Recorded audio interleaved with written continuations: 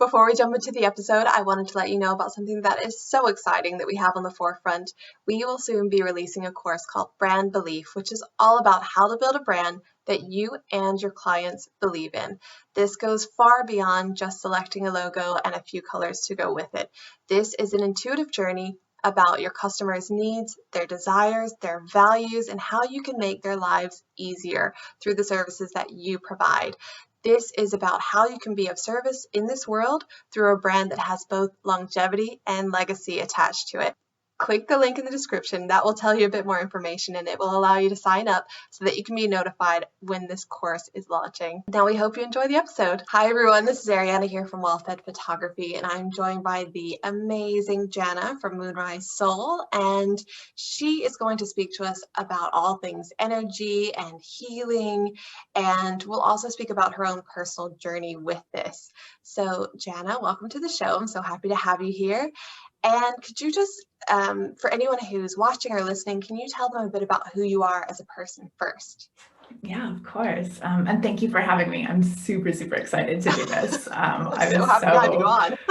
I know, I was so excited when you were like, hey, do you want to come on? It's like, yes, I do. So much. So thank you. You're very welcome. Yeah, like you said, I'm Jana from Moonrise Soul. I live in Vancouver, Canada, from just a couple blocks away from the beach. I can see it from my bedroom window, which is, pretty special. And I am a lot of things. I'm a sister, I'm a friend, I'm a partner, I'm a stepmother. I, had a former life in tech where I was, on the executive team for a local Vancouver tech company. And now I am an energy healer and an Akashic Records reader, and I work in a very spiritual realm. And I also am still a little bit in that corporate world with my partner, helping to run his management consulting business. So I wear a lot of hats, and I don't think I'd have it any other way because, it would get boring. It might actually be fun for people to hear the backstory around how I met you as well. Yes. So I'm for people who are new to the show or are new to Well-Fed Photography, I'm very open to different types of things. Recently, over the past few months, have been learning about like the moon cycles and how to work with that. And it was one night, I can't even remember if it was a full moon or a new moon, but I remember I was resting and I just received this kind of divine download that I should look for an energy healer. And initially I thought I would find someone in Ireland, but the very first person that showed up, I just didn't connect with. And then as I was, of course, having my moon ceremony, the second person that showed up was you, Jana, and it was Moonrise Soul. And I was like, okay, well, I feel like I'm going to follow this divine breadcrumb and see where it leads me. So I booked him for the discovery call, and then we connected there. And honestly, it just felt like connecting with an old friend. It felt so beautiful and natural. And then I had a soul session and later the Akashic reading with you. So I feel like I can speak from experience, as in like when I'm asking questions about these types of things, I can also talk about what it's been like for me, which has been just beautiful. So firstly, thank you for what you do. It's so exciting to have you on. I've loved my readings with you. And I think maybe the best place to start is just energy basics. So for anyone who is listening, who is not familiar with, energy readings or energy healings or just energy as a basic concept, could you explain a little bit of that? Yeah, of course. And I love this story of us meeting, and you're right, it was so divinely led. And we've had so many synchronicities, or so many, there's a real connection there. There's something there. Yes. Because we keep having these synchronicities, you can't make this step up when we're, interacting with each other. We're like, oh my gosh, I was just thinking that, or I was talking about this with a friend, and it's just so aligned. And I love that. I always love hearing that. And that's, often how it works with energy. So sort of the basics. I mean, we are all energy. Everything is energy. you know, your home has an energy, your plants have an energy, your pets, your friends, your family, we're all made of energy. And we all have the ability to manage our energy.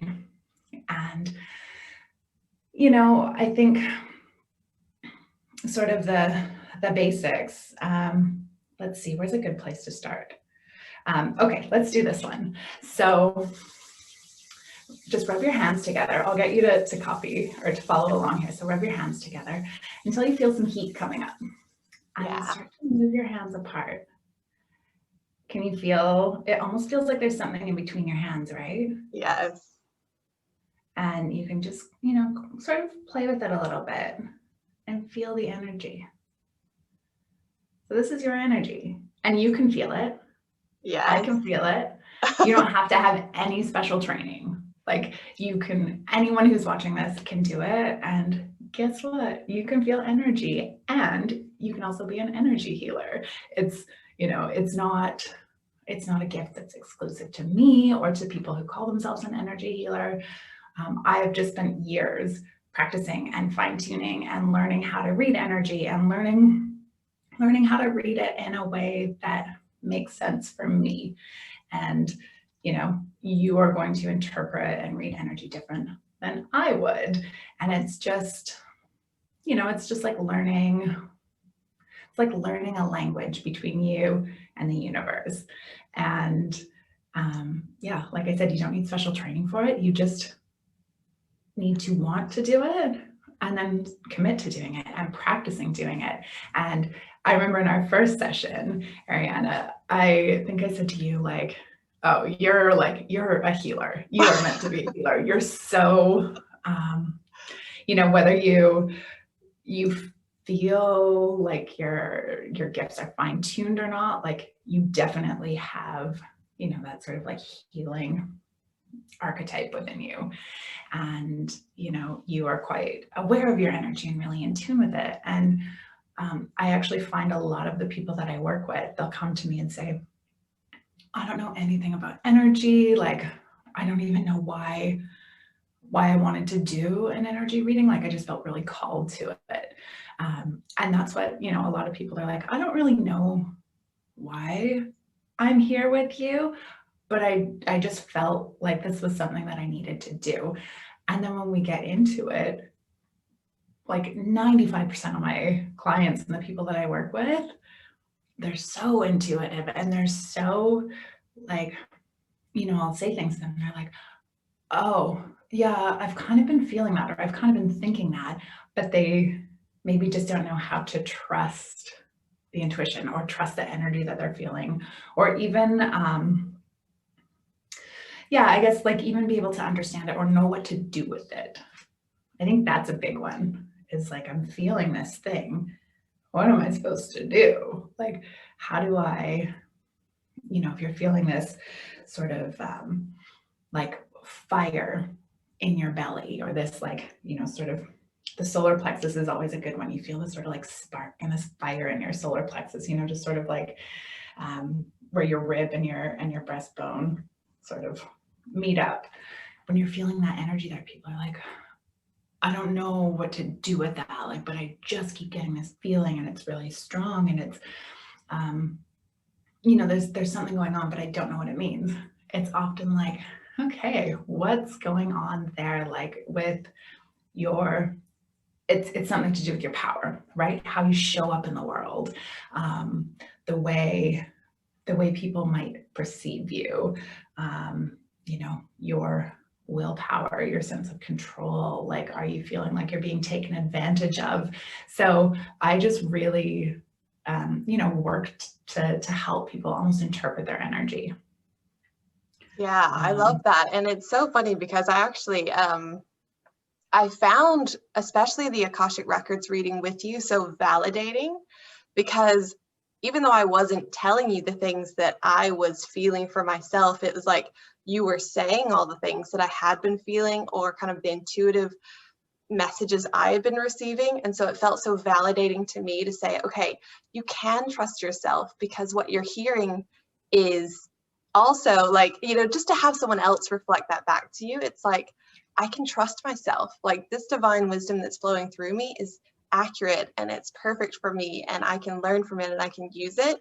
And so it made me feel so much stronger, not only in my own abilities, you know, to allow those divine messages to flow through, but just that if something comes up for me, just to trust it and just to know that it was meant for me, and it's okay to follow that and to see where it takes me. Just like you said, like, people will get in touch and they don't really necessarily, or they might not consciously know why they're connecting, but like, it's there. I think it's always there. It's just a matter of like discovering and trusting that, you know, the reason is there and it will show itself and it will reveal itself. So. Yes. Yeah. And like you said, with the, you know, with our sessions, it just sort of gave you this validation, this like, okay, this is what I was getting. These are the answers that were sort of coming up for me, or this is, you know, I was on the right path, but then, you know, a complete stranger from like the other side of the world is validating this for you. So you're like, okay, there's something there. I don't know this about you. Like, how could I? We just met. And, you know, so it's really, I love doing that with people I work with, is just sort of helping them to trust and like empowering them to really start to fine tune their intuition and to start listening to it, and, you know, like giving tips and tricks and tools that I use that you can start to do yourself, and you know, start to get your own guidance. And of course, there's, you know, we all need help with our healing and energy. Like I work with energy healers myself because, you know, it just, I can manage my energy. I can clear my energy really well by myself. But if I've been working with a lot of people, or, you know, if I'm not taking good care of myself, I'm not sleeping enough, if I'm just a little bit run down, it's hard for me to manage my energy in, you know, I just need like someone to help me clean it up. You know, and so that's always what I want to do with people I work with, is teach them, you can do this, a lot of this work on your own. And, you know, like I don't want people to have to rely on me forever. I don't want to, you know, have to hold people's hands for their entire life, when this is work that they can do themselves and should be doing themselves all the time. So yeah, I really, that's something that's so important to me, is teaching people how to, you know, be their own healer. Yeah, I feel like we've had this societal conditioning that's like encouraging us to always look outside of ourselves for the answers, or to look outside of ourselves for guidance, but really there's so much that is within us. So I think if we can learn to trust that, it helps us be on such a stronger foundation, a stronger footing for everything else, because we will always be learning lessons. Like, we are always going to circle back to things. We're going to understand things on a deeper level based on the experiences that we've had. But to build that trust within yourself, I think, is just so amazing and crucial and wonderful. And there's just nothing like really, I guess, firming up that belief that what's coming through for you is accurate. So it's beautiful. I love that you empower people to go out and to be able to trust themselves and to do some of their own energy work for themselves. But I have a question, actually, because people will probably wonder, well, how are you able to do energy readings from like Canada to Ireland? So could you talk about the concepts of maybe time and space and energy and what that's like? Yeah, I always like to say, you know, sort of like cheekily, like, ain't no such thing as time and space when you're dealing with energy, because there's really not. Like, you know, when I'm working with the Akashic Records, I am looking at every single experience, thought, idea, like every impression your soul has had through its entire lifetime, not this lifetime, but like every lifetime your soul has had. And when you say that to people, they're like, what, how? But when you do it, and you know, you and I did this in our session too, we looked at another lifetime, and you know, our souls live on and on and on and on. And of course, they're bringing experiences from other lifetimes into the here and now. But yeah, with reading energy from a distance, you know, and you said this when we first got on the call too, like I felt our energy connecting, and, you know, your energy isn't like, there's no way that energy can be contained in this little jar or this little container. It's just something that's so fluid and so moving, and really anyone can connect with anyone's energy simply by, you know, I like to do it by just sort of getting still, closing my eyes and taking a couple deep breaths. And then, you know, I'll start thinking of you. I'll start thinking of you, Ariane, and be like, okay, so how's she doing? Or like, you know, you'll pop into my head for some reason, and that's our energy connecting. And the way that I work is really through my body. And so when I connect to someone's energy, I'll feel it physically in my body. And there's times where I might feel it and be like, that's weird. Like, what's going on? Why am I feeling this way? Oh, it's not actually me, you know, and who is it? And it doesn't just have to be me thinking of someone. It can be someone thinking of me and trying to connect to my energy. And, you know, you'll find this with people closest to you, typically, you know, like family, really close friends. You know, it could be like an ex-boyfriend, girlfriend, an ex-partner.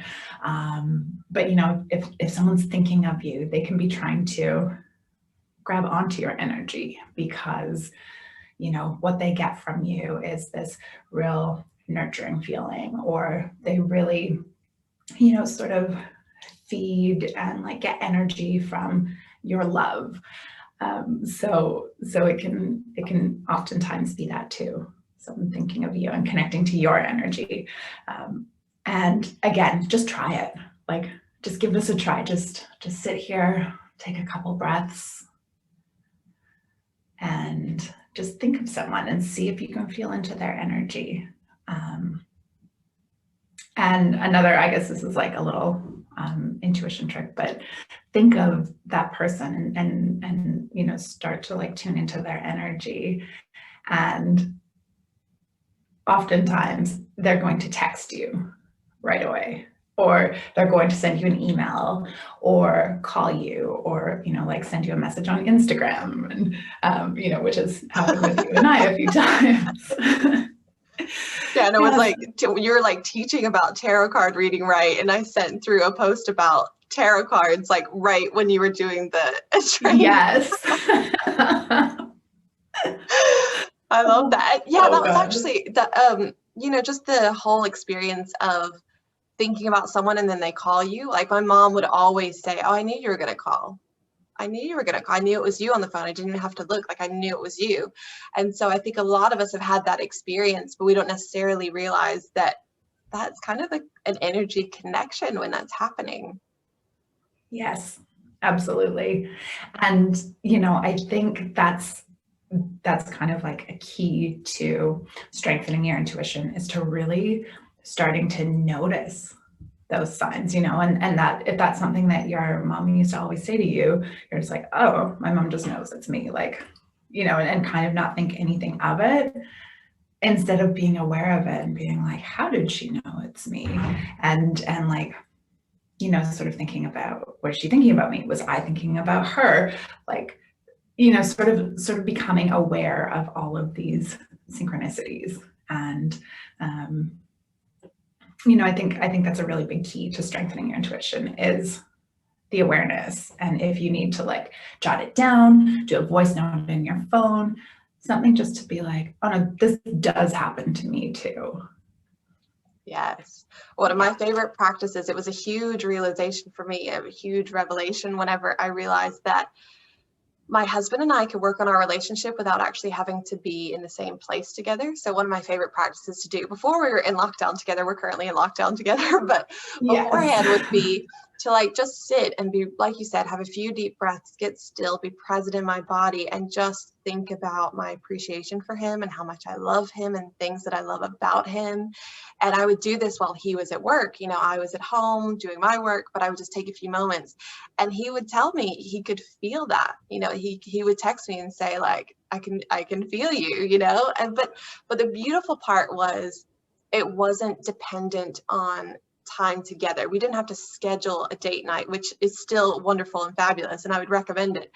But it was beautiful to me to know that I still had other ways to connect with him. I still had other ways to improve our relationship and strengthen it without having to organize a babysitter or without having to make all of these other things come together to make that work. So I thought that was really beautiful.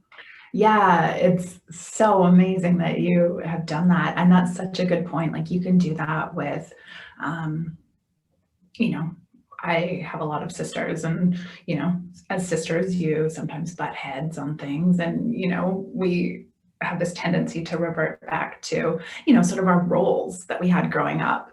And I'm the oldest. And so like, you know, the second mom and the bossy one. And, you know, I want my sisters to do things this way. Why aren't you doing things this way? I see this better way for you. You know, and so if my sisters and I are having a battle, or, you know, if there's some like frustration, or I'm like, oh my gosh, she's just going through such a hard time, but I can't jump in and help right now. Like I can't physically be there for her. I can, you know, think of my sister and connect with her energy and just like send her so much love and send her so much energy. And in doing that, you know, she'll be like, oh my gosh, I just felt so strong going through this because I knew that you were there with me, you know, even though I'm not actually physically there and I'm not involved in helping her, just sending someone love, sending someone gratitude, sending someone, you know, your energy is huge. And you can do that with a coworker who is like maddening, drives you crazy. I like to do this, you know, this practice. It sounds pretty silly, but it works. And I've had so many clients do this and they're like, okay, sure. And they do it and they're like, that was so amazing. So, you know, if you have this coworker or anyone really that's driving you crazy and you're like, they just don't hear me, you know, they're always such a know-it-all or a loudmouth or this or that.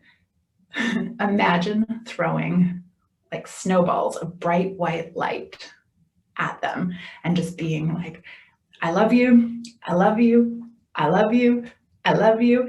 And of course you're doing this in your head. You're not having to do this out loud to someone. But by doing that, it's taking some of the seriousness and like the anger or the frustration away because it's ridiculous. You're throwing snowballs of light at your coworker saying, I love you, I love you, I love you. But it also changes the energy between you. So there's so many like visualizations and so many of these like funny little tricks and tips and tools that you can do that really can work on a relationship without having to get into a room and like talk it out. Yeah, that's so powerful, especially at the moment. I mean, I don't know how it is in Canada, but definitely here in Ireland, we've been on lockdown for a good few months, pretty much a year. We've had a few months of not being on lockdown, but do you know, I have to say, even before the lockdown, one of the most beautiful things for me, since I live in a country that is not, you know, where I can see my family easily, I have to get on an airplane, a few airplanes and travel to get there, is what this distance has taught me is that I can still connect wherever I am. And it's made me feel so much more at peace about things. It's made me feel so much more at peace about when the time comes that my parents are not in their physical bodies anymore. It's made me feel at peace about the fact that I can be connected regardless. Like it doesn't, the circumstances around it don't matter. And I think if anyone is listening to this and they're in a similar situation, as in they're not able to just go see their family, or they're not able to travel, or maybe there's some restriction, maybe it's a medical condition and you can't go travel or they can't travel. It's like, I think it would be a beautiful practice just to sit and do some of the things that you've mentioned and see if you can feel that connection, see if you can feel that warmth of connecting and that comfort of connecting. Yeah, I think that'd just be so fun for people to try. I know it's definitely been beautiful for me. Yeah.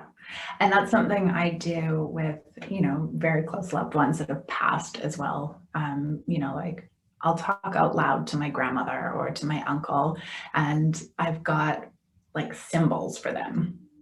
Yes. And, like for my grandmother, it's a ladybug. And, she was just such a, she had a hard life. She grew up, like she was born in the 1920s and, on a farm, and she had lots of kids, and she worked really hard her whole life. And she was always so grateful and so happy and just thought that life was such a gift. No matter what she was going through, that woman never complained. And I remember going to the beach and just being like, oh, everything is so hard. Life is so tough. And I was sitting on a log, and there was like 20 ladybugs that just came up on this log. And I was like, oh, okay, Grandma, I will stop complaining. Life is great.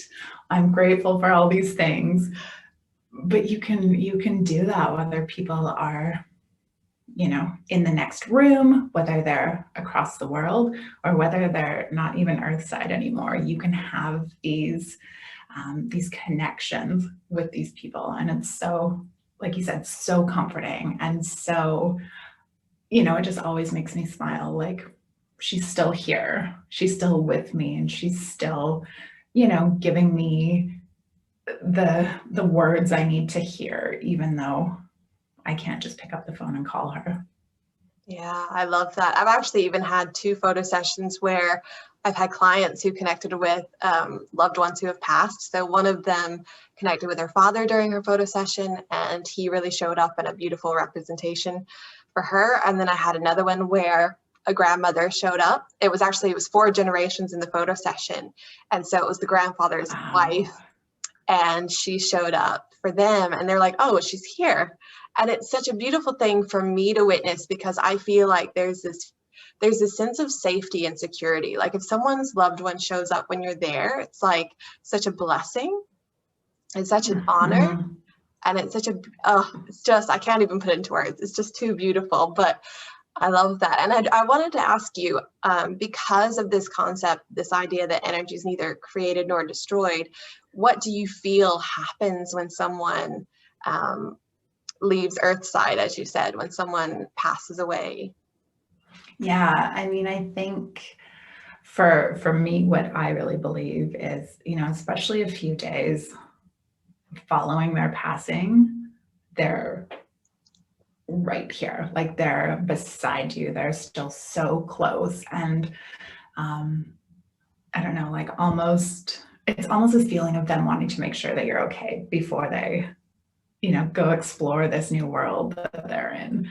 And yeah, I mean, I think all of the loved ones of mine that have passed they're still here. They're doing their thing, and they're, living their life and, having fun. And, I always like to imagine them together somehow, somewhere having coffee or, playing card games or something, but they're still here. They're still around us. We just don't get to see them in the same way or feel them in the same way, the physical touch. But I really do believe that, their souls are always going to be around us, but they will also come back Earthside eventually. I actually wrote a paper in the 7th grade about that, and my teacher being like, okay, this is interesting, but I was like, no, this is 100% true. Like, this is what happens. You come back. And I can, like, I think kids are a really great example of that. My brother used to always say when he was a kid, when I was a grandmother, I used to do this. And he had all these stories from like, you know, when I was this person, when I was that person. And I remember even at a young age just being like, oh no, he's actually done that before. Like he's not just imagining things and telling stories. Like he's actually lived those lives before, you know. And so kids are such great, you know, pure, clean, like channels and vessels for this energy. And you know, there's just there's no hesitation. There's no like, oh, people are gonna think I'm crazy or, you know, the weird one for talking like this. That's just what they know. I agree with you about children just being so open and pure in their energy and their abilities. And I think I definitely want to foster that in my children, as in to allow them the space to be who they're meant to be in this world and to try not to influence that too much. I mean, of course we will. We're co-creating together. We are a family unit. But I also just feel like for your own story, about how you had these intuitive abilities and you felt these things and you kind of went away from it and came back to it. It's like, I love if they just had this path of flowing with it, you know, and of course they're going to experience their own lessons and come back to things. But I just think it would be such a beautiful gift that they could just have the permission to be who they're meant to be in this world. Yes. And I really, you know, with all of my nieces and nephews, with my stepchildren, I really try to be conscious of that and, you know, make them feel safe to be the way that they are, and make them know that like it's okay to express yourself in that way, and, you know, to never shut a conversation like that down. And, you know, you see different gifts, and I've got so many nieces and nephews, and you see different gifts in each one of them. And you know, it can be like one of my nephews is really good at, if there's a row of elevators, he'll pick which one is going to open, and he is always right, you know. And that's one that's just, it doesn't seem like that big of a deal, but it is, and that's his intuition. And we're like, yeah, you know, really like fostering that and really being like, you know, encouraging him to work with those gifts. Another one of my nephews is really good at, he's an empath, you know, very much so. And he feels other people's energy. And so I try to teach him how to learn if it's his energy or if it's someone else's, because that's something that took me a lot of time and a lot of energy. And, you know, like it was a lot of work to learn, is this mine? Is this someone else's? What do I do with it? You know, so when I see that in children, especially, I'm like, okay, so let's just teach you, even, maybe it's less about, is this mine or is this someone else's, but like learning, what do I do with this energy? You know, and like how to get it out of their body, and, you know, how to, how to get it out, how to like just clear it so they're feeling good and they're not feeling, you know, this weight of the world. Yeah, that is so powerful. And I'd love to actually circle back to that after you do your reading with Kristina. So for anyone who doesn't know, we did a little giveaway of a mini reading with Jana. So I'm so excited. And I'm going to let Kristina in just a minute. But I was going to ask you, do you do certain things to like cleanse your own energy before you do a reading? Definitely. I have a little ritual that I do before every reading. You know, part of it is just to set the mood. It's like you're getting into work and you have your routine, how you know, the things you do before you can sit down and actually do your work.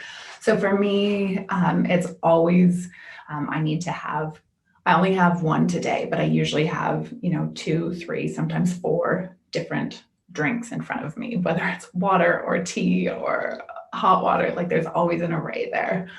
I always make sure to do you've got there you go.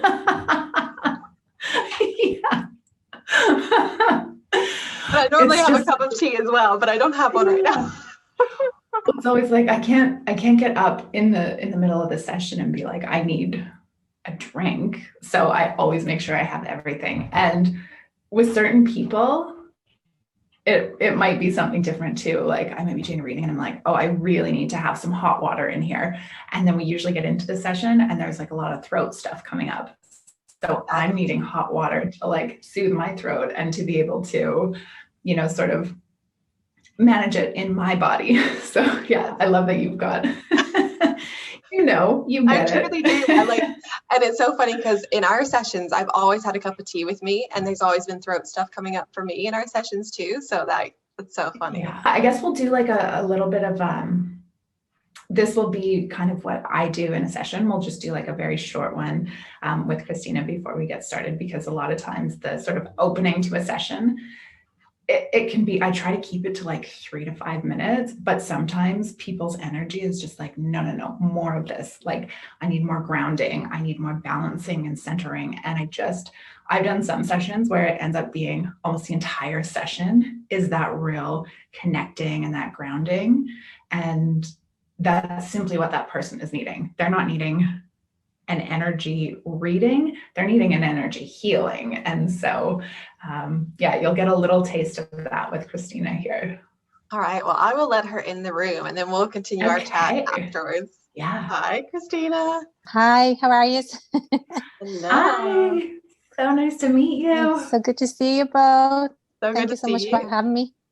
It's so funny. So I have to tell this story too, because this is also like a very much keeping it in the Living a Life Well Fed podcast family, because Kristina was on as a guest before. Kristina was a guest. Was it like episode 4? I think, Kristina. Yes. You were one of our guests. And then I had on Gabby Abrams for episode 9, and she's a rapid transformational therapist. And she was hosting all this week. She was hosting this like manifestation challenge called Manifiesta, which Kristina took part in, and then she won the mini reading. And so now she's back again. And I love it. I love how it all has come together. So I had to share that before we actually jumped into the reading. But Jana, I'm actually going to take a back seat now, and I'm just going to be an observer, and you can lead the session. Okay, sounds good. Well, hi, Kristina. It's so nice to meet you. You too. So we had exchanged some emails briefly before, just saying, is there specific questions you want to ask, or would you rather just see what comes up? And you opted to just sort of see what comes up for you. Yes. So we'll go with that, and I'm excited to see what comes up. It's I never know what's going to come out of my mouth until it's out of my mouth. So brilliant. Let's see how we feel. Okay, so to start with, I am just going to get you to, looks like you're seated already. So just get comfortable. If you can, put your feet flat on the floor. Okay. And this is just going to help. It just helps us ground. Just being able to feel that really strong connection to the ground below you. And when you're ready, I'll just get you to close your eyes. And we'll start by taking a few deep breaths in through the nose and out through the mouth.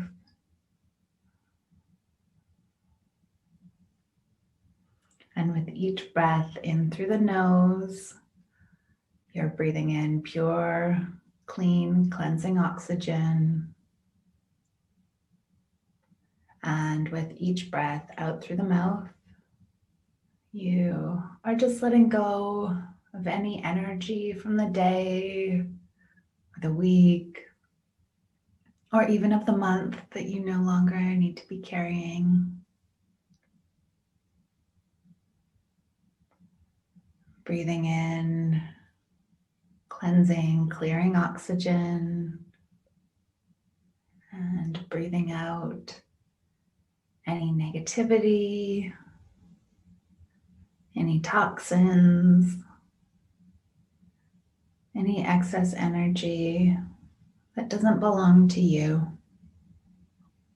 Just let it go.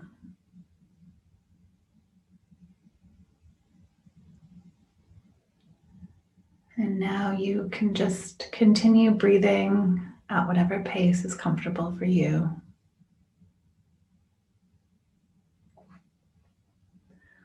And let's just focus on your feet and the connection to the earth below you. And start to imagine you've got roots growing out of the soles of your feet. And they're growing deep into the earth.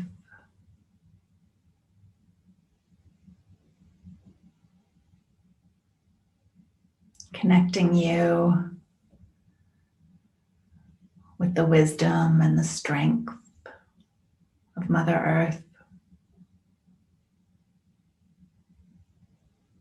Giving you a strong, stable foundation.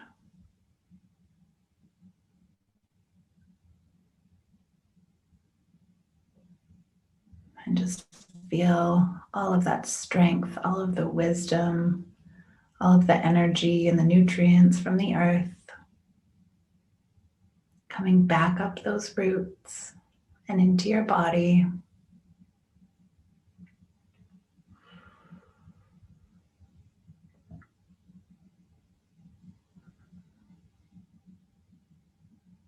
Really feel that grounding. Feel how present you are.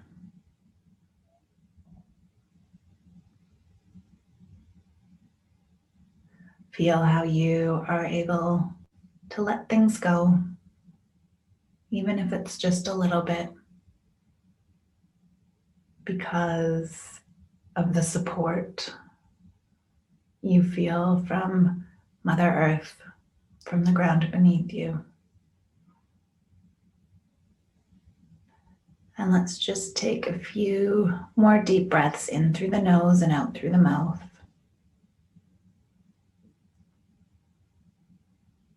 Really feeling into that feeling of being grounded, of being centered.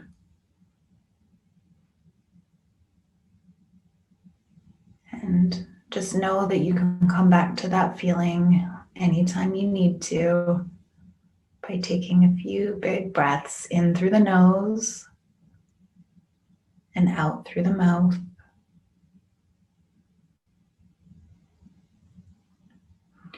And when you're ready, you can open your eyes. Come back into the room. How are you feeling? Relaxed. Yeah. Nice. I was feeling a very busy mind when you came into the room. And I was feeling like quite a bit of pressure. It's almost like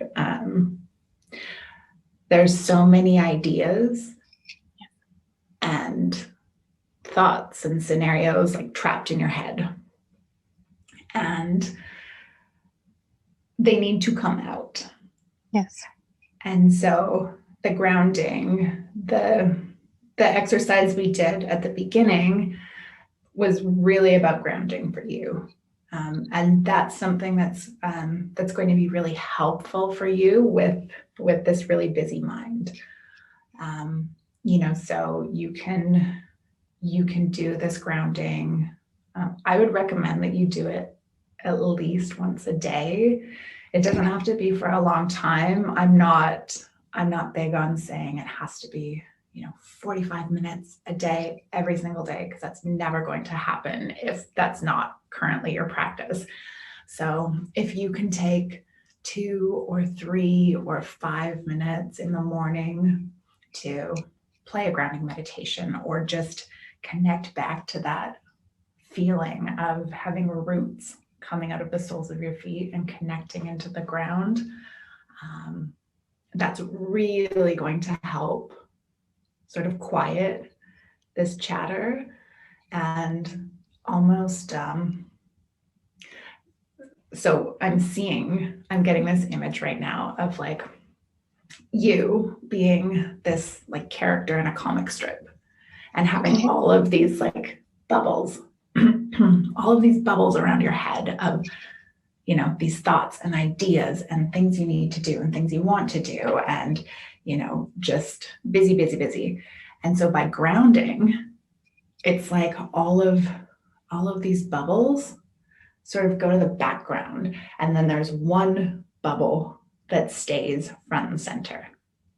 Okay, so it's just like quieting, the grounding is quieting all this chatter, and it's just leaving, you know, the one task or the one idea for you to focus on.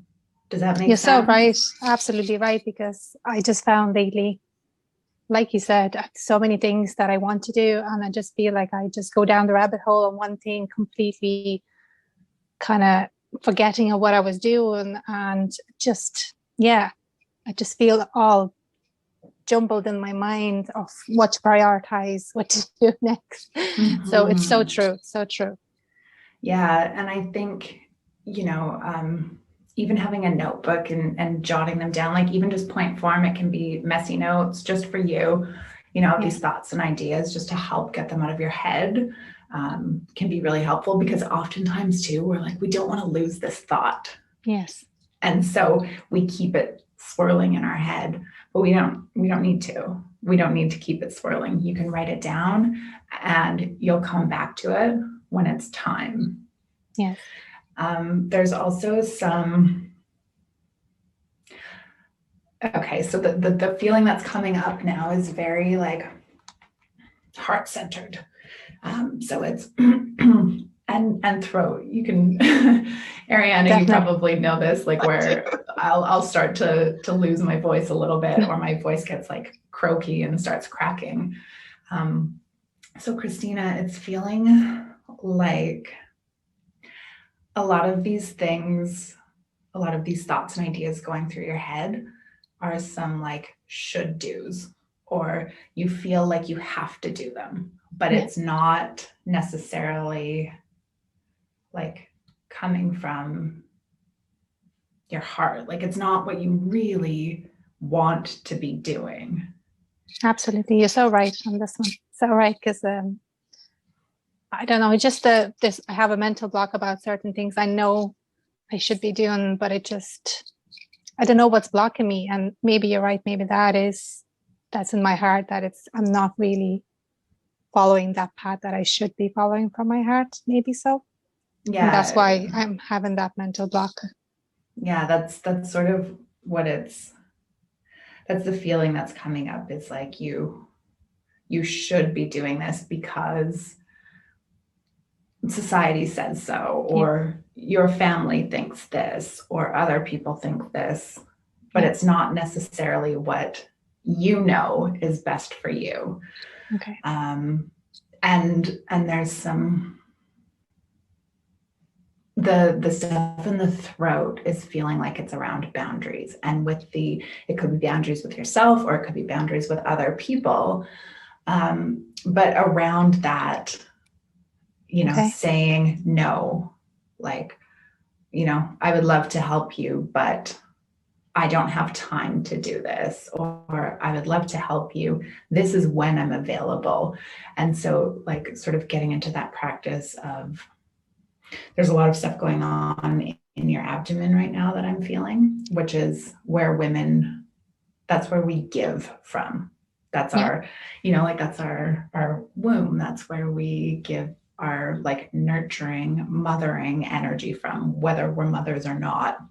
That's where women tend to give from. And so it just feels like a little bit drained because you're giving so much, but maybe not getting back, you know, like there might not be that reciprocation of help, and whether it's you just not feeling like you can ask for it, or perhaps you're not very good at receiving it, which that's me here. Like, I'm getting all emotional here now because it's so true what you say. Like I am a giver, absolutely. And I think I'm starting to learn those boundaries, you know, where you have to make yourself worthy of your own time that you have to spend. So true. Yeah. And I think this is, Ariana and I touched on this earlier in our chat here, but you can still give to people without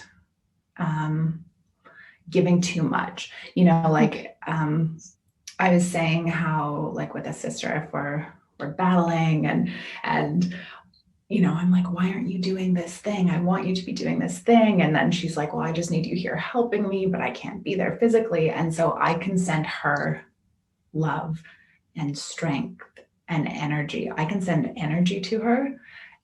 And just by doing that, she can be like, oh, I felt like you were here. You know, like I felt your energy. I felt your support. And it gave me strength. It gave me, you know, it made me feel like I wasn't alone. So you can do that to people. Like you can say, no, I can't help you move, but I can send you, you know, I can send you strength. I can send you calm. I can send you grounding to help with all of these changes. And then it's honoring what you need more, you know, because you might be like, you might say, okay, I can help you move. And then you're there and you're like, I don't want to help you move. What am I doing here? Like I have things that I should be doing for myself. And then you feel resentful. You feel ungrounded. You feel, you know, like you've got all these thoughts going through your head because you're like, I just spent 2 hours of my day doing stuff when I should have been doing all this other stuff. So yeah, I think really, if there's a couple takeaways from this, spend some time grounding, and, you know, get out in nature if you can, have like a nice hot, super salty bath, listen to some like forest sounds or some nature sounds, or there's like tons of grounding meditations on like, I use Insight Timer, the meditation app, or on YouTube. So do some grounding. Let go of all of this. You don't need it. Okay. And then connect to what it is that you want and forget about anyone else's expectations, anyone else's wants, and what's important to Kristina. Okay. And start to pay attention to how, if you are doing something for someone else, if you are doing something that someone has asked, how does it feel in your body? And you'll start to recognize this, it feels good, or it feels off. I won't say bad, but like it doesn't feel as good. It feels off. It feels like, you know, you can't be present, or you don't want to be there, or you just feel a little bit off. So start to notice that. And once you get practiced with the noticing of that, you'll instantly be like, do I want to do this? Do I not? My body's telling me it feels good. So, okay, I can do this. Or my body is like, no, nope, don't want to do this, not doing this. And you'll get such clear signals that it starts to get really easier. It starts to get so much easier to recognize the yes, no's. Brilliant.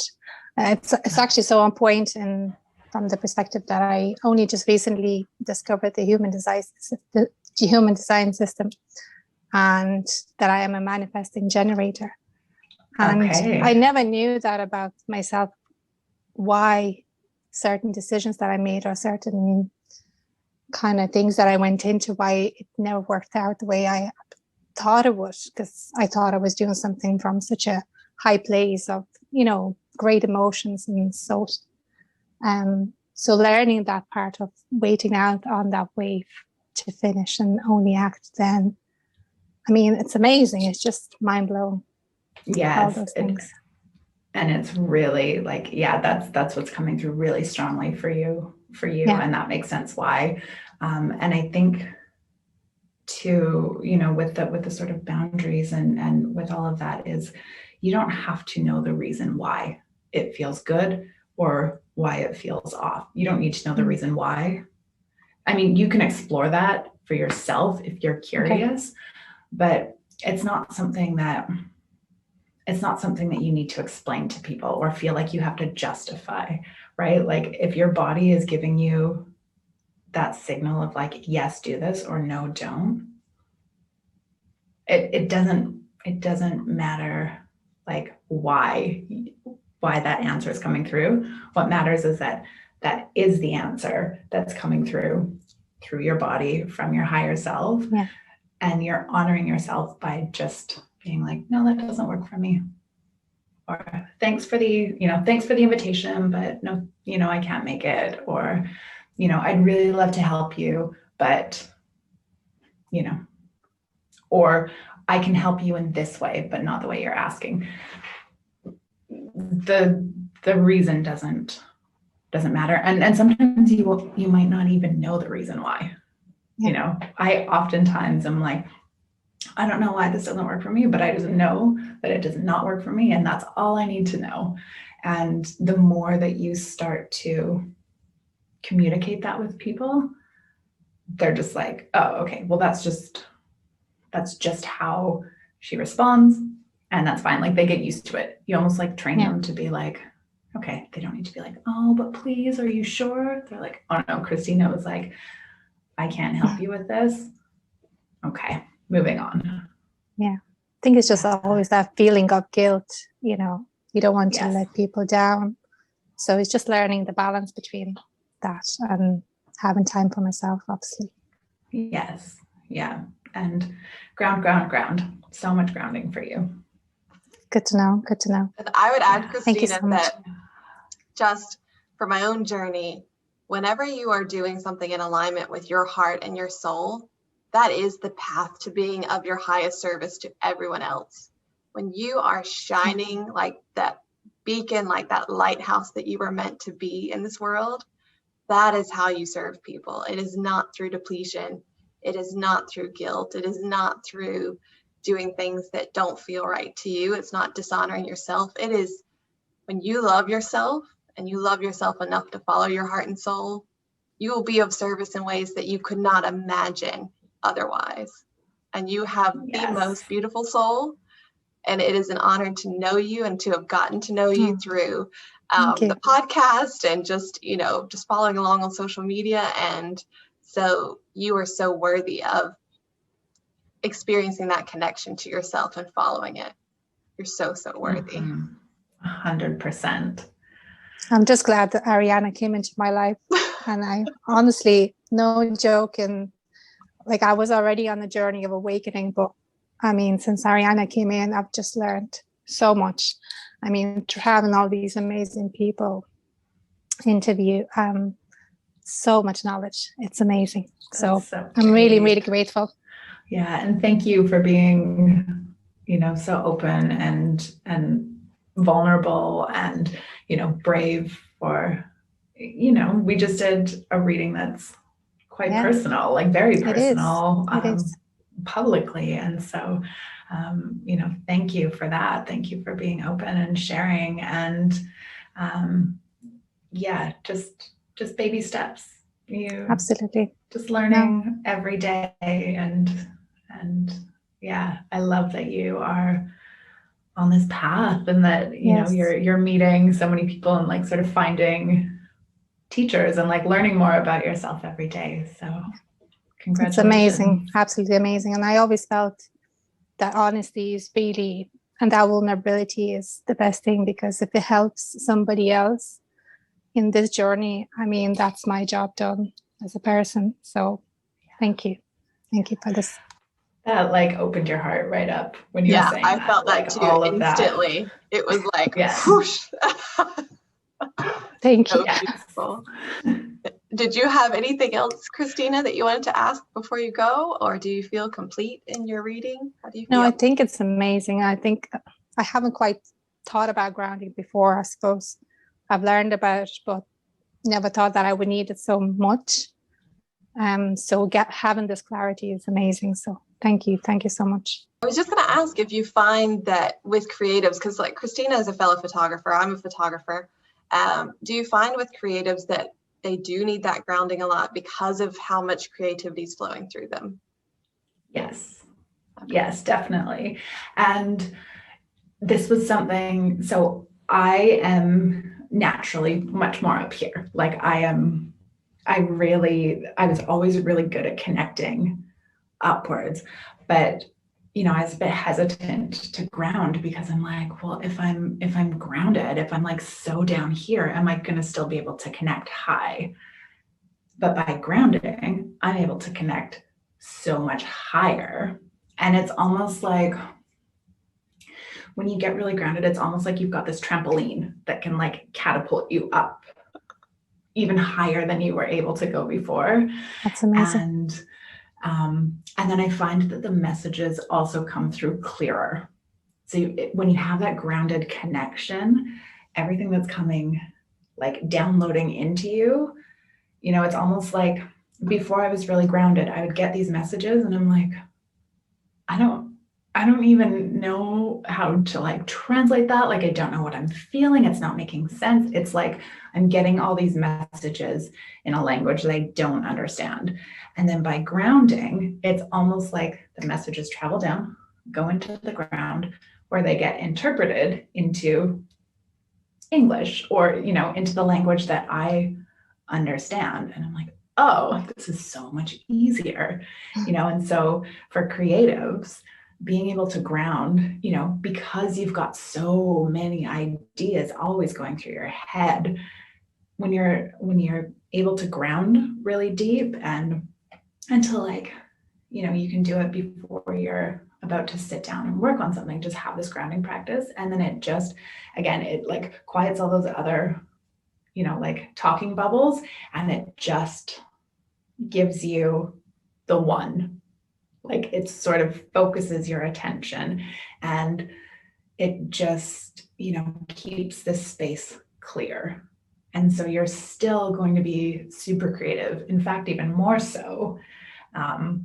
It just quiets all the noise, all the chatter. Amazing. Thank you so much. Thank you, Kristina, for coming on, for just being willing to do that and have it recorded and be vulnerable. And I'll be excited to see what comes up for you as you put your grounding into play and get your clearer messages. And you'll have to keep me updated on how it goes. Absolutely. I can't wait. Yes, please do. I'll chat with you soon, Kristina. Thank you for coming on. Thanks, ladies. Bye. So nice to meet you. Bye. That was amazing.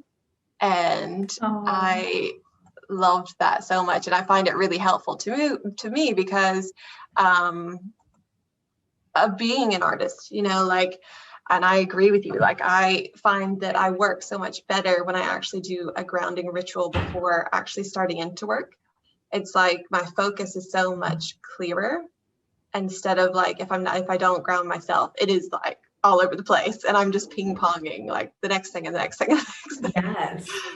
So. It's so like the energy is so spacey instead of it being like, I'm here, I'm present and clear.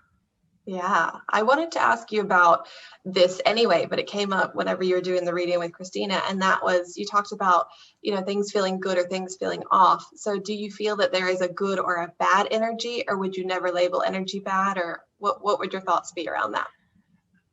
Yeah, I mean, I personally really love the concept and believe in the concept of like, there's not good and bad. There's not good people and bad people. There's not good food and bad food. It's all about, I don't know, I think there's a lot of it, like the intention behind it, like talking about food, like pizza. Someone could say like, oh, pizza's a bad food.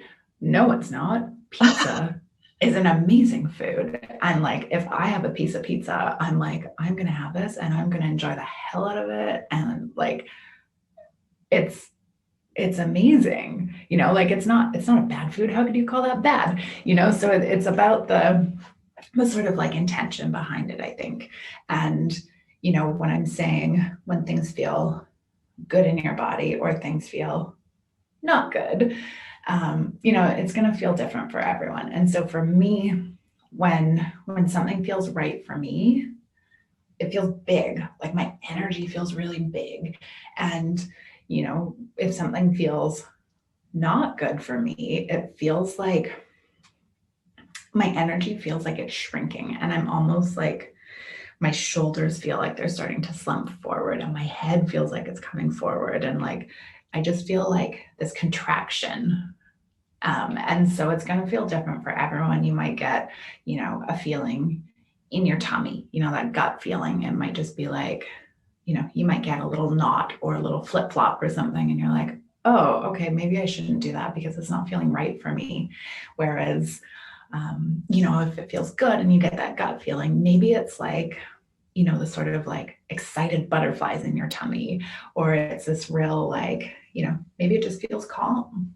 Maybe you're like, oh, that feels good. Like it just feels happy, and there's nothing really going on in my tummy. So that must be a good sign. So it's just about learning what works for you. And yeah, I don't like to label anything bad. If anyone wants to shift the feeling of energy, like maybe they're just in a place that doesn't feel great, like maybe they're in a home, or they've gone to visit somewhere and the energy just feels off. Is there a simple way for them to transmute that energy and turn it into something more loving or positive feeling for them? Mm-hmm. I think probably one of the most accessible ways, like there's so many ways you can do it. You can use sprays, like essential oil sprays. You can burn herbs, and I always give the disclaimer of like, beware of cultural appropriation, and like every culture has their own tradition of burning herbs or burning something to clear energy. So do a little research and find out what your cultural background does, and add that to your rituals. But I think the best way, the most accessible way, you don't need any tools, you just need your mind, is, again, I always like to close my eyes and just take a couple deep breaths. And then I just imagine sending light through the entire space. I often use like just a bright white light because that's super pure and super cleansing. But sometimes when you're doing that, you might find like, oh, the light's like pink. It's this bright pink. And that's just a really loving energy. Or it might be, blue or green, or it might be a rainbow. And so whatever you're seeing is totally okay, and go with it, because that's what is needed. Just trust whatever's coming up for you and go with it. But I like to just imagine, sort of blasting light through the entire space I'm in, and, surrounding everyone that's in the room. I also will do this a lot if I'm in, it's not happening now, but, in the past when I would be in public spaces, or, when I would go into an office when I worked in the tech world, I would surround myself in light. I would always put myself in a little bubble. And yes, it was often like a baby blue, which was like a very protective energy. And, I would be like, okay, I'm going to put myself in the bubble. And some days that bubble had to be like, you could not see me through this bubble. I was like, I just need all the help I can get. Other days it could be quite transparent. But when I'm in that bubble, that is like me telling my energy, what's inside this bubble belongs to me. No one can pull from that energy, and no one's energy can get in. And they can still, hug, and they can still like be close to me. And, it's not like I'm in this little bubble that no one can get to me. Like, you can still have physical contact, you can still be close to people, but energetically, this is mine. And what's mine is mine, and what's yours is yours. I don't want to take yours on. I don't want to give mine away. So that can be really helpful too. And yeah, I mean, I do that just very quickly in my mind anytime I need to be anywhere in crowds or around a lot of people, or, you know, if I'm just feeling a little bit sort of drained, even at home with family, I can be like, okay, I just need to put myself in my bubble. And that's like, you know, that's my safe space. Yes, I was laughing because a friend of mine, who you also know, actually, when we worked in the same office together, we would literally do to each other, like we would do this symbol to each other, and that meant we called it our Zorb, and we were like, I'm going in my Zorb. I'm going in my little bubble, and we would just be like, no one else knew what we were talking about, but if I saw her or she saw me, it was just like, go into my bubble today. Yeah. And it's so, you know, it's one of those like throwing snowballs of light at people. Like it's something that seems like that doesn't do anything. Come on.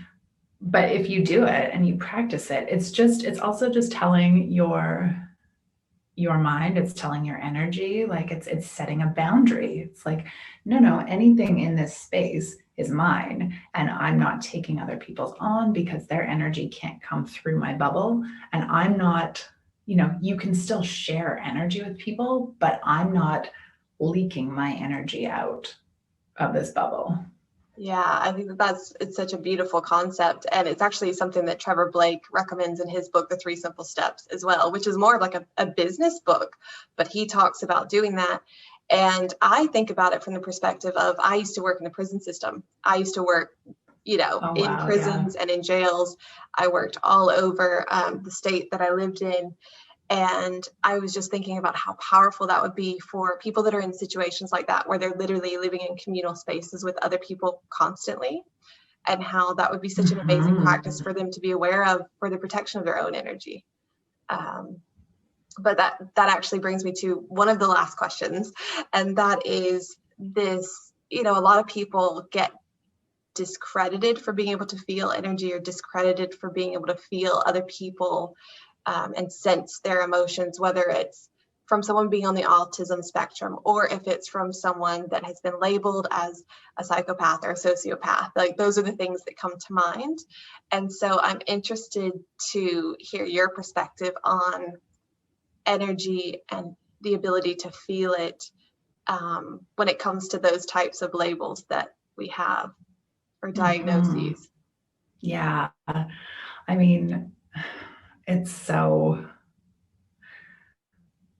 I have a couple of friends who have siblings who are autistic, and there is no doubt that they are feeling this energy. And, you know, maybe even like some of the strongest energy feelers that I've ever met, you know, because it's just, you know, I think it's incredible the way, I'm thinking of a friend's brother and the way his brain works. And it's so, you know, there's maybe, I don't know, like maybe that the sort of filters are not there. They're not, you know, there's not these barriers put in place, and it's just so pure and so unfiltered. And so I think if you don't understand energy, and there's so many people that don't understand it, or they just think it's bogus, or, you know, whatever the case is. But if you don't understand it, it can sound a little bit crazy. You know, it can sound like, well, how do you feel that? Because I can't feel it. Like, how can you feel that? Like, that's no. You know, so I think I really dislike labels in anyone. And, you know, the ADHD label, I know that's really, that was something that has been and still is quite prevalent in Canada. I'm not sure if it's everywhere, but I know that it's really prevalent here. And it's, you know, sort of this label just used as like, you know, this kid has, you know, a really short attention span, or they're a handful, or they're trouble. And this label gets put on them, and it's like something that they fall back onto. And it's like, oh, I can't do this because of this label. You know, and that was one, my nephew that's, that I consider like a really, a highly sensitive person. And he's such an empath. Doctors were throwing around that label with him. And he said that to me a few times, like, oh, you know, they said I have ADHD. And I was like, okay, well, like, let's talk about that. And, you know, how do you feel about it? And, you know, for him, he was starting to fall into the pattern of like, oh, well, that's just my ADHD. We're like, no, it's not. Like, it's not a crutch. And there's other, you know, there's other things for you. Like, you're reacting to the energy around you. Like, that could be more of what it is than this label. You know, he's so sensitive to the energy around him that, you know, in this little body, he doesn't know what to do with it. So he can lash out, or he removes himself from the situation, or he stops listening and disconnects because it's too much for him. So I think it's so important, if you know someone like that, if you know someone who has, you know, that label put on them, is just to like almost watch how they react in situations, and like watch how they react with the energy, and like helping them have tools to manage it is huge. And, you know, some of these labels can end up being such a gift, you know, like coming from the tech world. We had kids that would come in that, you know, were on the autism spectrum, and they are going to be the most brilliant software developers in the world. Like, you can show them a computer, and the way that their brains work to see these problems or to solve these problems is incredible. Yeah, so I think it's quite, you know, there's a lot of magic in their gifts. You know, however they're labeled, there's gifts in there. Absolutely. And from my experiences with people that I worked with, like say in the prison system and everything, is it's not that they weren't intuitive to energy, it's that they didn't respond in the way that society expected most people to respond. So it wasn't a lack of being able to feel, it was that their response was different than what many of us would portray. So yeah, it was, so interesting to witness, and I loved hearing your perspective on that one. And you brought me to my next question, which was, I believe Jeffrey Allen has also talked about having been in the tech world, and he moved to energy and energy healing. So I'm wondering for you, can you just share, we talked about at the beginning a little bit, but would you just share briefly your journey of having this gift within you, being in the tech world, and then coming back around to your gift? Yeah, I think, you know, it's something that I was really in touch with when I was young. You know, we had a ghost, for, you know, lack of a better word, we had a ghost in our house, and we would talk to him all the time. His name was Roy. My entire family, parents included, we were all like, oh, Roy's here. You know, he was just part of the family. And so within my family unit, it was totally normal. And like my dad's a big macho farmer, and, you know, his father was a farmer, but his father was also a tea leaf reader. And so it was, you know, sort of accepted in the family. And, you know, we all believed that when someone dies, they're still there, you know, like Roy, the guy who lived in our century-old home, still was in the home, and he was our, you know, our family friend. He was our roommate. You know, but I moved from this small town to a city, and was, you know, a young teenager, and I was really tall, and I was like, you know, just feeling really awkward and out of place, and I don't know anyone. And so, you know, we're not talking about Roy, the family ghost that comes in at dinner time every night. We're not talking about my grandpa reading tea leaves. We're not talking about all this weird stuff, because I learned quite quickly that people were uncomfortable with it. I think it's uncomfortable more than anything. They don't understand it. And when you're a kid, you know, what 11-year-old kid is going to ask questions about it? And, you know, maybe we're working towards that. And, you know, I know that there are some kids who are really curious and would be like, oh my gosh, tell me more about that. You know, like my stepdaughter, for example. But, you know, a lot of kids are just like, oh, weird, don't understand, different, no. So I learned to just zip it and ignore it, shut it down. And then, of course, working in tech, you know, talking about energy, or, you know, receiving downloads or getting these intuitive messages. You know, I said it a few times in front of a team of developers, and they're like, huh, what? You know, but for them, me saying that is the same as them like talking to me about writing code. And like, it's a different language. But I learned to keep it quiet. And I was starting to like open these gifts up again while I was still working in tech. But, you know, in the position I was in as well, I'm like, oh, I don't want to be this like, you know, I was labeling it myself. I don't want to be this like weird hippie, like, you know, person on the senior leadership team at a tech company, you know, like that just, I didn't want to stand out like that. But I did start using it as like my secret weapon. I have these skills that I don't have to tell anyone about, but I can still use them. You know, like I can use my intuition for hiring. Like it got to be, everyone was like, oh, we want Jana to come sit in these interviews and just give us like a yes, no. And I was really good at that. And I never told anyone like what I was using to get those yes, no's, but I knew I was using it. So it was always like very like on the down low. And then when I left the tech company, I was like, okay, it's time. Like, this is who I am, and it's okay. And if people think I'm weird, that's okay. I mean, I am a little bit, and all my favorite people are a little bit weird too, you know? So it's okay. And then I, you know, I found, and this is true.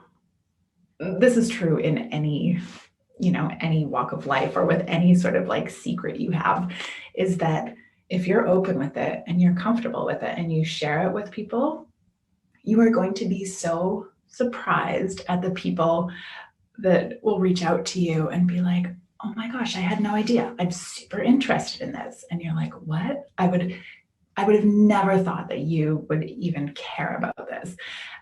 You know, so it's been really interesting, the conversations that have opened up with people that I would have never guessed would be interested in anything to do with energy or healing or spirituality. So, you know, that's been, you know, sort of a beautiful surprise.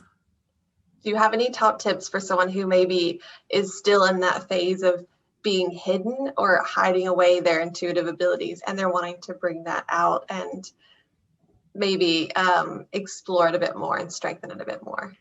Yeah, you know, I think for me, what happened, you know, what really started to push me out of the, you know, the spiritual closet, you know, I was like so hidden and so embarrassed of it. But I had one friend who, you know, kind of brought up casually in conversations, I went to this crystal shop and I got this crystal, and I was like, oh, tell me more about this. And so we very quickly learned, okay, we're both into this. And so I had, you know, my one person who I could sort of lean on and talk to about these sorts of things, someone who understood me, someone who wasn't like, oh, okay, Jana. And, you know, and then after, you know, sort of like being open with her, teachers started showing up. And, you know, I would have these sort of interactions at work, still at the tech company, where there would be people, you know, typically newer hires to the company would come up to me and they're like, "You're like a crazy crystal lady, right?" And I was like, "Yes," but I'm like, "How did you know that? Did I say something?" And they're like, "Well, I can just tell by, you know, the way that you carry yourself and, like, you know, your energy." And it's like, okay, so people are starting to, you know, the people gravitate to you and you will gravitate to these people. And it just, I just found like my world started opening up a bit more, and like the people that understood me and the people that, you know, that I needed in my life to help me like be okay with being more open about it started showing up for me. And, you know, and then there's also just that I'm standing on the edge of the cliff and I just gotta jump. Like it's almost like take a deep breath and go. And, you know, whether it's telling your family, and again, like my family, they're like, "Oh yeah, cool. Great. You are an energy healer and, you know, you read Akashic records. That's cool." Like, not a thing. So that was a safe space for me. But, you know, with some friends, just it took me sort of like getting over myself, and me also like, you know, having almost a pep talk with myself, being like, this is who I am. And if they can't accept that, then like that's not on me. And it's okay, because I've now also got, you know, this support group, these people that do understand me, these people who do really, you know, love me for who I am and like really encourage all of these gifts. So yeah, I think that was a long way of just saying, you know, it's like just accepting who you are and, you know, finding that one or two people that you can really trust with it. And then your circle grows and grows and grows. And like social media is a beautiful place for that. Like I have so many people that I chat with over social media that, you know, I've never met in real life, but we have these really beautiful conversations. And, you know, I've got this support network of people that, you know, I would never have if it were not for social media. So, you know, there's always outlets. There's always lots of, you can find someone to understand you. So yeah, just start with one. I love that, because I think there's always this fear that you're going to lose your tribe, which is a very primal fear within us. But also with the way law of attraction works, or whatever you want to call it, it's like as you evolve, you're going to attract people into your life that are at a similar level of evolution, or maybe a little bit beyond, like you said, teachers. So you're never going to actually be alone. You are always going to be allowing more people in that are, you know, like on that similar space or similar wavelength. And you might find that you're losing people from your life too. And that's okay. Like it's painful, of course. And like there's grief that comes with that. And that's okay. But for right now, like I had to say goodbye to a lot of relationships, and some of them just naturally sort of drifted away, you know, and I can still love that person. And if I bump into them on the street, you know, it's always so nice to see them, but our relationship isn't the same as it was, you know, when I was that person 5 years ago or 10 years ago. And that's okay. And then there's other relationships that like, you know, that you kind of have to end, and it sucks and it hurts. And, you know, you have to grieve that loss, but they're on a different path, and that's okay. And that's part of life.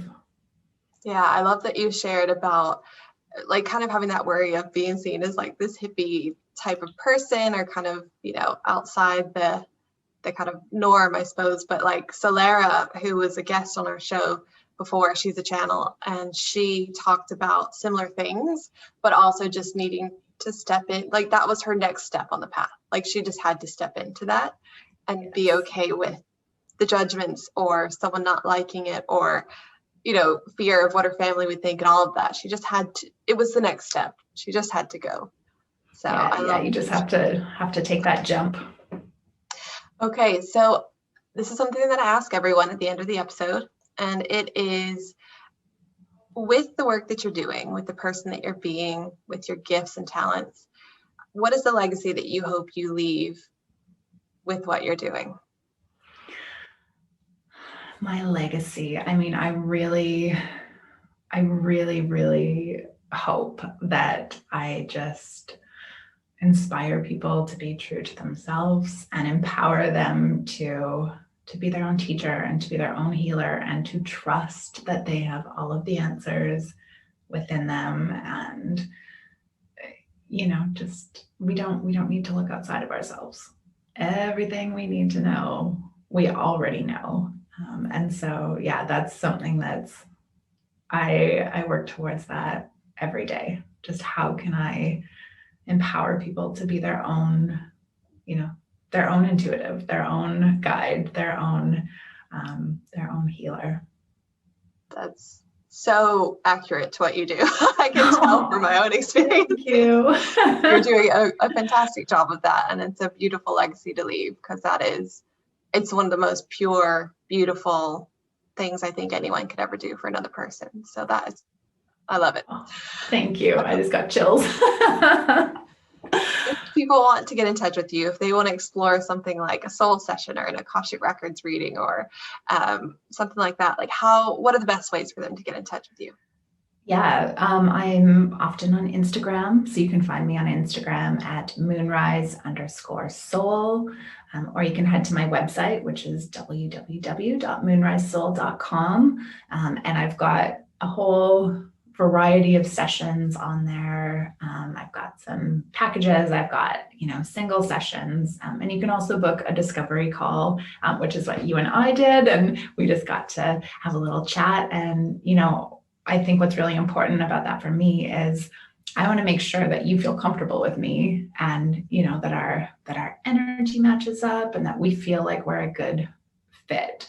So I love doing the discovery calls with people. So you can always book a call, and I'm happy to chat with you. And and I love connecting with people over Instagram as well. So send me a message if you have any questions. And I try to provide content, like valuable content, like learning and lessons and tools, because teaching is very important to me. And even if a session doesn't feel accessible to you, I still want to be able to teach you something. Like, I just want to help empower people, even if it's just through a simple, interaction. Yeah. Oh, you're such a beautiful soul doing amazing work in the world. I'm so glad that you are doing this work. I'm so glad that our paths crossed, and I thank you so much for sharing your time and your energy with us for this chat. Thank you so much, Jana. Oh, thank you. It was so much fun, and it was so nice to see you, and I always love chatting with you. So this was a great afternoon. We hope you've enjoyed the show. Please feel free to leave a comment or a review to let us know what you loved about this episode and others like it. And if you'd like to be featured on our show, or if you know of someone who would be an amazing guest, get in touch with us at info@wellfedphotography.com and mention Living a Life Well Fed in the subject line.